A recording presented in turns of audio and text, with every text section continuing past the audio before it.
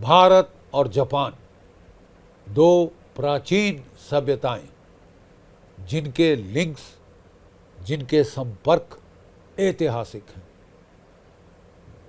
अगर आप जापान का शिंतो धर्म देखें, उसके जो देवता देवी देवता हैं ठीक हमारे वैदिक देवी देवताओं जैसे हैं, जैसे इंद्र, जैसे लक्ष्मी, जैसे सरस्वती, ये सब देवी देवता कॉमन है। इसके बाद बौद्ध धर्म का जब फेज शुरू हुआ तो हमारे रिश्ते बहुत प्रगाढ़ हो गए। बौद्ध धर्म यहाँ से गया था चाइना, और चाइना से बुद्धिस्ट फिलॉसफी गई जापान, कोरिया। कराटे, कलियारी पट्टू कराटे का जो था, हमारे बुद्धिस्ट मॉन्क्स ले गए थे चाइना, चाइना से जापान गया, कराटे बना। तो हमारे रिश्ते बहुत प्रगाढ़, बहुत पुराने। लेकिन रिश्तों की बड़ी सुदृढ़ नींव एस्टैब्लिश हुई वर्ल्ड वॉर 2 में, जब जापान ने भारत की आज़ादी के युद्ध के लिए नेताजी सुभाष चंद्र बोस और आज़ाद हिंद फौज को पूरा सपोर्ट दिया। 60,000 की फौज खड़ी करी, इक्विप करी, ट्रेन करी और लड़ाई में फील्ड करी बर्मा के अंदर। और अगर ये तो किस्मत की बात है कि इम्फाल और कोहिमा की लड़ाई जापानी हार गए, नहीं तो ये भारत को मिलिटरीली लिबरेट कर सकते थे कास्टर 43 के अंदर। और जो कुछ भी है, इस फौज की वजह से अंग्रेजों ने डर के भारत को 47 में छोड़ दिया, वर्ल्ड वॉर 2 जीतने के ठीक 2 साल बाद, क्योंकि उनकी जबान बाहर आ चुकी थी। थक गए थे लड़ लड़ के जापान से, जर्मनी से, बहुत नुकसान उठा लिया था। 6 साल से लड़ रही थी उनकी फौजें। बोली थी साहब हमको घर जाना है, हमको 25 लाख की भारतीय फौज से नहीं लड़ना, जहां कभी भी विद्रोह हो सकता है INA के मारे। आपको आज़ादी मिली जापान की वजह से। You have to be grateful.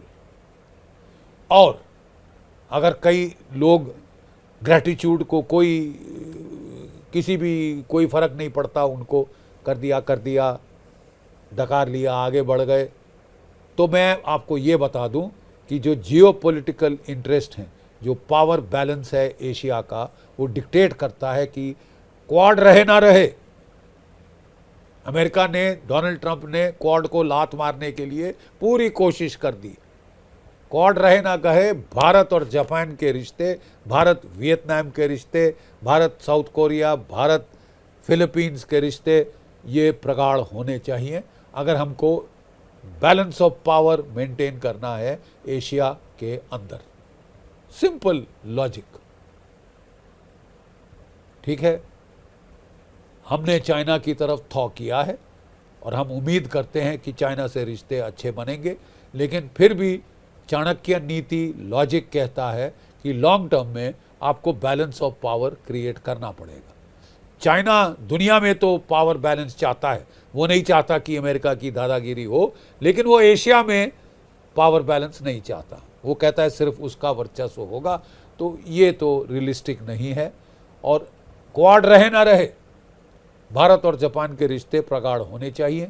और मेरा सुझाव है कि जिस तरह पाकिस्तान सऊदी अरेबिया ने पैक्ट साइन किया है मज़हब की बुनियाद पे, जिसमें पाकिस्तान ने कहा है कि हम अपनी न्यूक्लियर अम्ब्रेला सऊदी अरेबिया को देंगे, भारत और जापान के भी बौद्ध धर्म का रिश्ता है, वैदिक धर्म का रिश्ता है, और हमको भी एक pact, defence pact, mutual defence pact sign करना चाहिए जापान के साथ। करना चाहिए, हर हालत में करना चाहिए, ताकि दोनों के फायदे हों, दोनों का हित इसमें है। टेक्नोलॉजी, खासकर मिलिट्री टेक्नोलॉजी में हम ज़बरदस्त कोऑपरेशन कर सकते हैं। जापान की जेट इंजन टेक्नोलॉजी आला दर्जे की है, मेरीन इंजन टेक्नोलॉजी आला दर्जे की है। भारत को जेट इंजन में हमारा कावेरी इतना सक्सेसफुल नहीं रहा है, चीन को भी प्रॉब्लम इंजन टेक्नोलॉजी में। ठीक है, तो अगर क्यों भारत और जापान मिलकर 5th 6th जनरेशन फाइटर्स नहीं बना सकते, सबमरीन्स इकट्ठे नहीं बना सकते, माइन स्वीपर्स इकट्ठे नहीं बना सकते। और सबसे खुशी की बात और जो ठोस कदम जो इस दिशा में लिया गया है वो है शिनमाविया। शिनमाविया US-2 एम्फीबियस जापानीज एयरक्राफ्ट। 2013 में इस पे बातचीत शुरू हुई थी। लेकिन उसके बाद इसको शूट डाउन कर दिया गया। मनोहर पर्रिकर साहब का कहना था, और कुछ हद तक उनकी बात सही थी, कि भाई हमारे पास पोसाइडन अमेरिकन मैरीटाइम रिकॉनेसांस एयरक्राफ्ट है, शिनमाविया की क्या ज़रूरत। लेकिन आज यही डील रिवाइव हुई है और एक नए अवतार में रिवाइव हुई है। अब जापान भी सीख गया है, सबक सीख गया है फ्रांस को देखकर और रूस को देखकर, और वो जॉइंट प्रोडक्शन करने के लिए तैयार हो रहे हैं। और उन्होंने कहा है कि वो जो हमारी महिंद्राज हैं भारत की, उनके साथ मिलकर वो इस प्रकार के 5 से 9 एम्फीबियस जहाज़ बनाएंगे, जो समुद्र में कहीं भी लैंड कर सकता है, कहीं से टेक ऑफ कर सकता है, 10 फुट की लहरों में टेक ऑफ कर सकता है, और इसकी रेंज जो है वह 4700 किलोमीटर की है एक रिफ्यूलिंग के अंदर। 4700 एयर टू एयर करें तो कहीं भी पहुंच सकता है दुनिया के किसी कोने तक। आप इसका फ़ायदा समझ सकते हैं अंडमान निकोबार के लिए, लैकाडीव्स के लिए, मालदीव्स को भी मदद चाहिए उसके लिए, मॉरिशस, हमारे भारतीय मूल के कितने सारे लोग हैं, कितनी हमारी रिश्तों में मिठास आ रही है, उसको मदद करनी है। कितने फ़ायदे में ये जहाज़ आएगा। और इसमें एंटी सबमरीन वॉरफेयर सूट लगाकर आप कोई भी चीनी पनडुब्बी, किसी और देश की पनडुब्बी अगर वो हमारे इलाके में आ रही है तो आप उस पर नज़र रख सकते हो, उसको निस्तनाबूत कर सकते हो। और जो मलक्का स्ट्रेट से जो भी दुश्मन के जहाज़ सबमरीन्स आती हैं, उनके ऊपर आप आंखें गाड़ सकते हो और उनको डिस्ट्रॉय कर सकते हो। तो ये एक बड़ा अच्छा और ठोस कदम है, मैं समझता हूँ।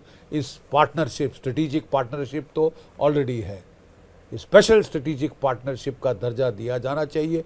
और जैसे मैं तो फिर दोहराता हूँ, जैसे सऊदी अरेबिया पाकिस्तान के बीच में अगर डिफेंस पैक्ट हो सकता है, तो भारत और जापान के बीच में क्यों नहीं हो सकता। जय भारत, जय हिंद।